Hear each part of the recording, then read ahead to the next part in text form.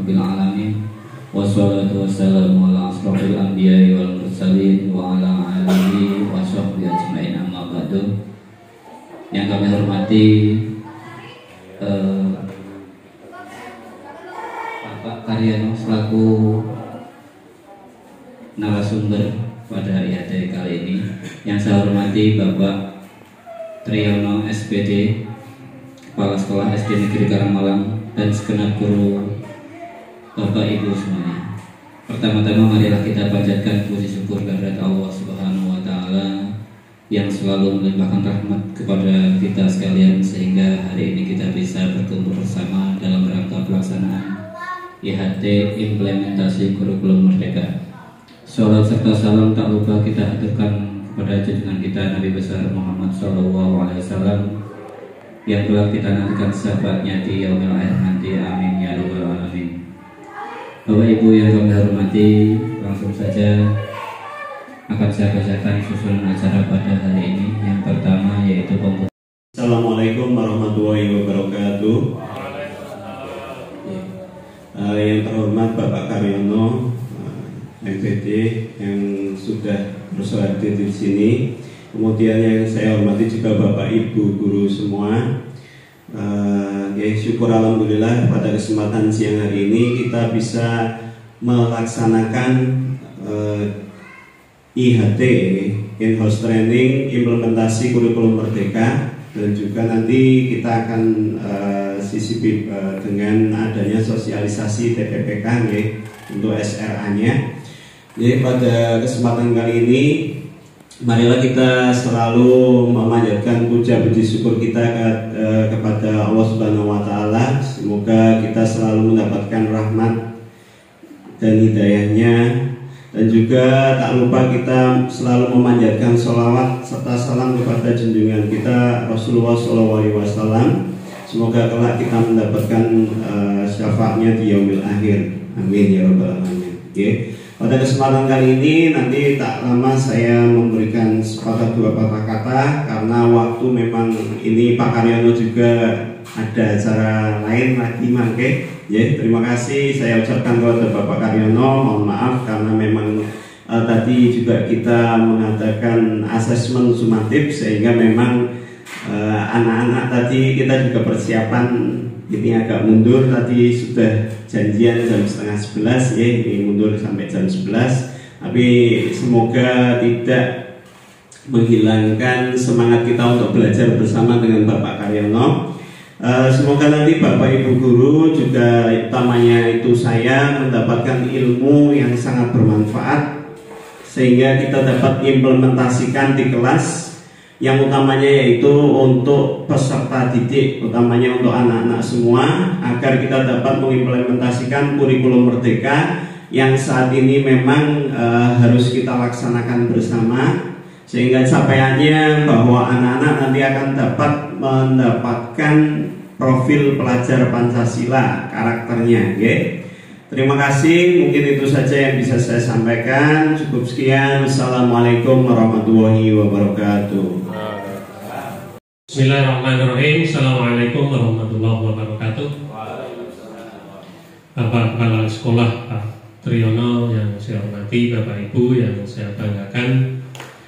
Pertama, mari kita selalu memanjatkan syukur karena pada siang hari ini kita masih dapat menjalankan tugas tanpa suatu halangan apapun.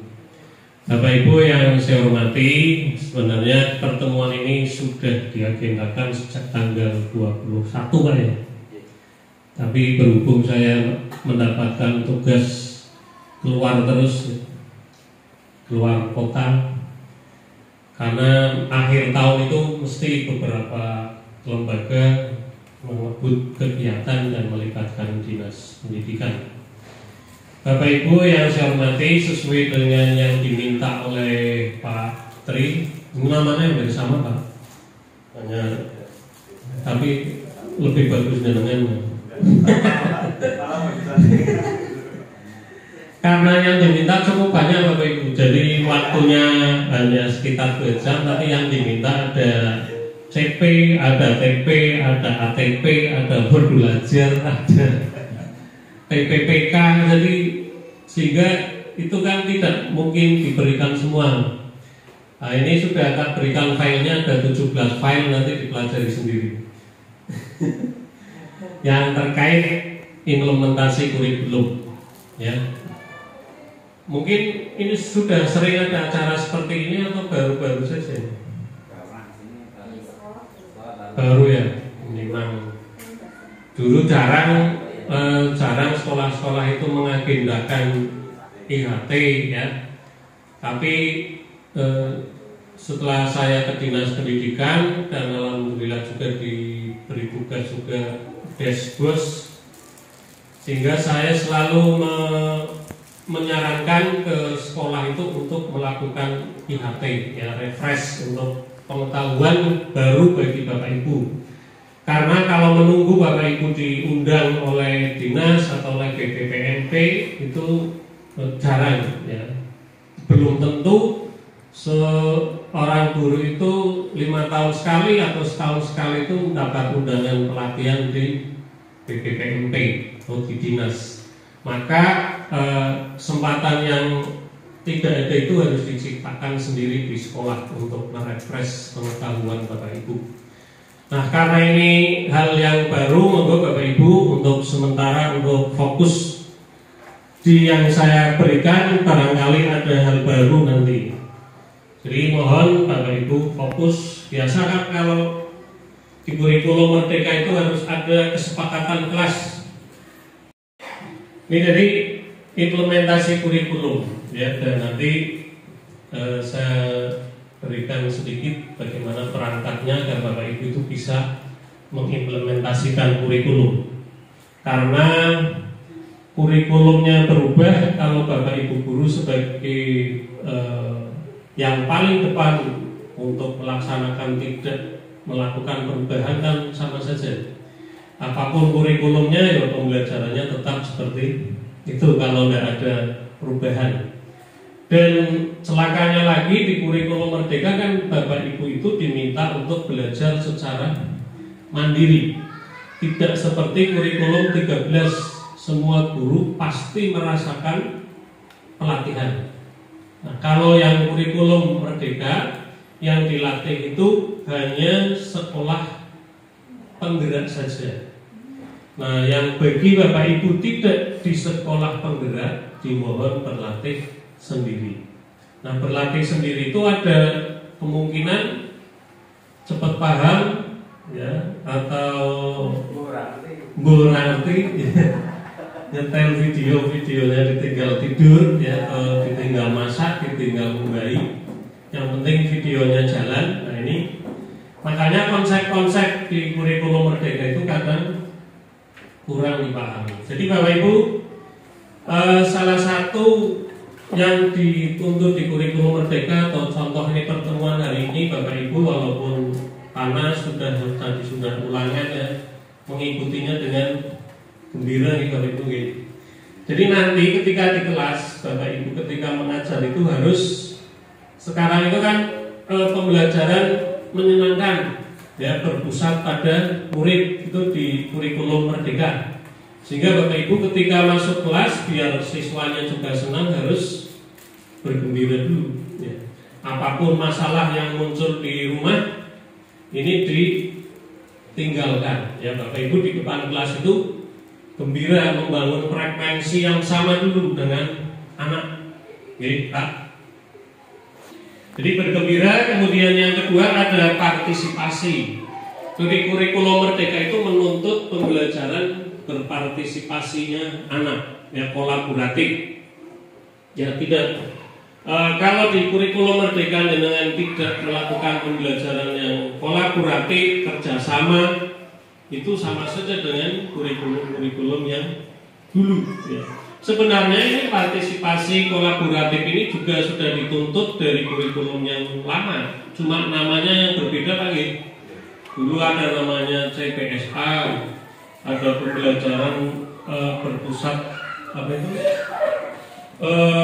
pembelajaran berpusat pada murid. Nah, cuma sekarang namanya dirubah lagi, pembelajaran paradigma baru. Jadi pembelajaran yang menuntut partisipasi partisipasi, kolaborasi dari murid. Kemudian juga Bapak Ibu ketika mengajar atau nanti ini ketika ada pertemuan seperti ini ada respon dari Bapak Ibu. Jadi kalau mengajar itu usahakan ada respon dari anak. Nah makanya kan di kurikulum Merdeka itu dituntut di awal pembelajaran Bapak Ibu melakukan apa Bapak Ibu kalau di awal?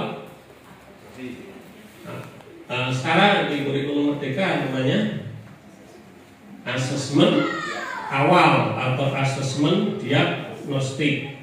Kemudian di akhir pembelajaran Bapak Ibu guru juga diwajibkan melakukan apa?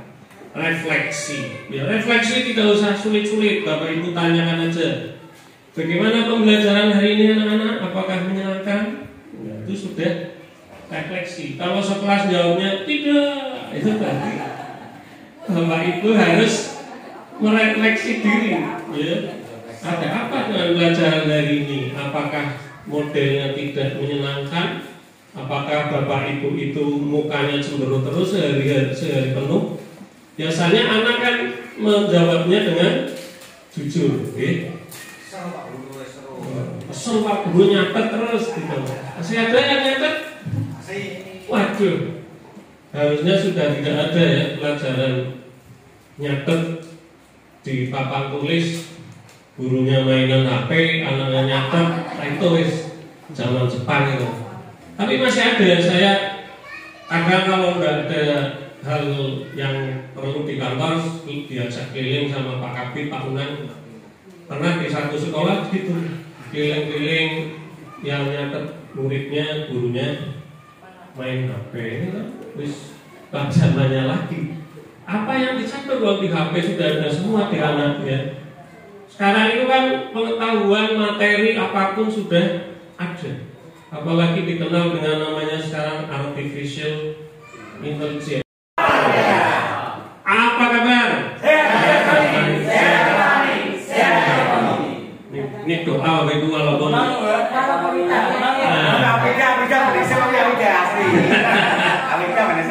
walaupun kencang tapi ini doa ya, karena kalau salah satunya tidak sehat Bapak Ibu mengajarnya pasti terganggu ya. Yang ketiga ini kalau ekonominya tidak sehat maka sekolah mesti males, lebu kelas males ya. Yang datang bulan tidak cocok itu kan mesti pengaruh terhadap kerja. Kalau di sini kan nggak ada mungkin ya. Kalau di tempat saya dulu ngajar ada yang kalau tanggal 1 udah bayaran malam bayari koperasi, bayari aduh pusing ya. Tidak sehat ekonominya sehingga mengganggu rohani dan jasmaninya. Iya. Iya, tapi kalau ruwet kalau sudah terlatih biasanya bisa acting. Di rumah ruwet habis tukaran sama bapaknya datang ke sekolah langsung senyum-senyum, gurang ketemu murid itu kan gitu. Makanya dulu itu kan mudah di situ. Ya, ketika ruwet di rumah ketemu murid jadi anak-anak lagi ya. Makanya kalau ketemu gurunya katanya, "Wih, bapaknya tambah nom." Nah, mungkin saya pindah ke dinas jadi tambah tua Bu. Makanya saya kalau ketemu Bapak Ibu mengajar seperti ini senang ya, mengingat lagi. Jadi ini tiga-tiganya harus sehat. Dan ini memang harus diciptakan. Karena sekolah yang sehat, ya yang well-being namanya kalau sekarang, itu gurunya harus sejahtera secara psikologis. Sehingga ketika datang ke sekolah, dimimpi, wah besok Pak Mulangi, ini tak siapke dari mau belajar. Ada seperti itu semuanya? Ya. Begitu bedtime juga langsung masuk kelas. Tidak masuk kelas pagi literasi, kamu baca dulu 10 menit. Bapak mau minum ya? Bentar. Sebentar 10 menit. Nanti setelah masuk lagi sudah selesai bacanya, sudah. Sekarang catat ini. Orang sehat.